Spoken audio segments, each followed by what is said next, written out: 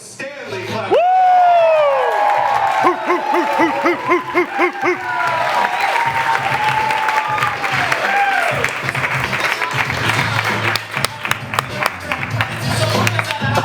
already know this is about to be some shit. Although I look like an assassin, I'm actually a pretty nice guy for a Russian. Hey guys, I'm not your typical Russian, okay? I don't drink vodka. That's a freaking cardinal sin. I suck at chess. And I believe in free and independent countries. You guys might have heard about our leader, right? You know, nice guy, you know, he has 2 hobbies. You know, he likes to invade different countries, Georgia, Ukraine, you know. And right now, his recent hobby is that he has actually acquired this hobby about a year ago. So he teaches people how to fly. So it doesn't matter whether you're in a hotel, in a hospital, on the balcony of your penthouse, you will learn how to fly. You know, outcome most of the time is fatal, but you know, I think that's the whole purpose. You know, and he likes teaching people to fly so much that he actually met up with Kim Jong-un, right? A rocket man. At spaceport, okay? Yeah, interesting character. By the way, did you guys know that Kim Jong-un actually grew up in Switzerland? Yes. Yeah, he had a babysitter, he had a tutor. Can you guys imagine Kim Jong-un babysitter put on his resume? What kind of job are you going to get afterwards, right? It doesn't pay that well, I don't think. You know, look at Dennis Rodman, you know, he tried to be his basketball coach. I think he went broke. You know. But, you know, it's also makes me wonder what it would be like to be a comedian in North Korea. You know, what can you talk about? You know? I don't know. But one thing that I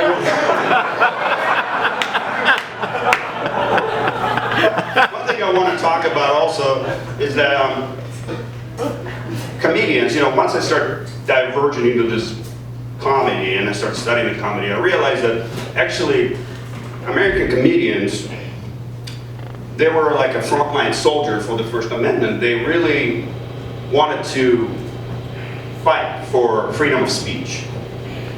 And people like Richard Pryor, George Carlin, Lenny Bruce, they all had a really tremendous contribution to freedom of speech. That's why I think that humor, as paradoxical, maybe as contradictory as it sounds, it should be serious. It should address very serious social issues. That's why my next bit, I'm going to talk about how I almost took a shit. I like running. So, a while back, I went running on a beach.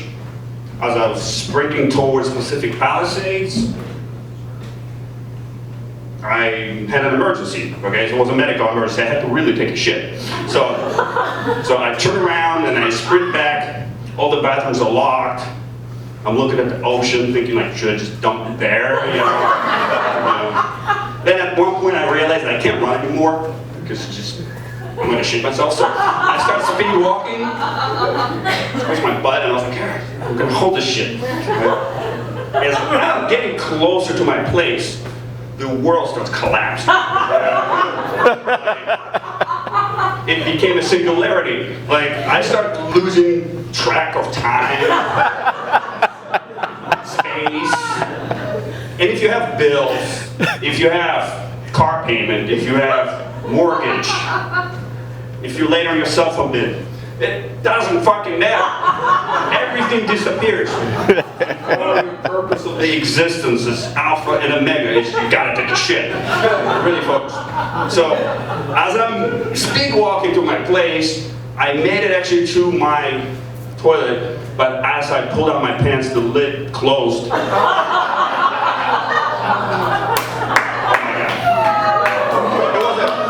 It was an abstract painting everywhere. Yeah. It was a disaster. I thought I'm gonna get kicked out, being Russian. They're thinking that I'm experimenting with some toxic biological warfare.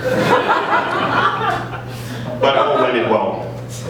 And last thing I want to also talk about is drinking and driving. I know it's not a very good transition, but I'm Russian and it's okay. You guys can forgive